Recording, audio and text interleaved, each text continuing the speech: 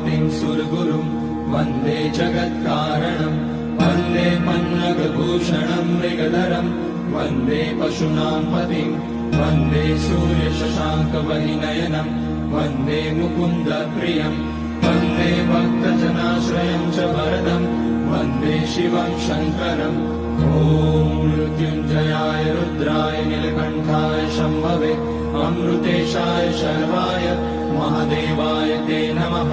नमस्तेऽस्तु भगवन् विश्वेश्वराय महादेवाय त्र्यम्बकाय त्रिपुरान्तकाय त्रिकाग्निकालाय कालाग्निरुद्राय नीलकण्ठाय मृत्युञ्जयाय सर्वेश्वराय सदाशिवाय श्रीमान् महादेवाय नमः। ॐ नमः शम्भवाय च मयोपवाय च नमः शङ्कराय च मयस्कराय च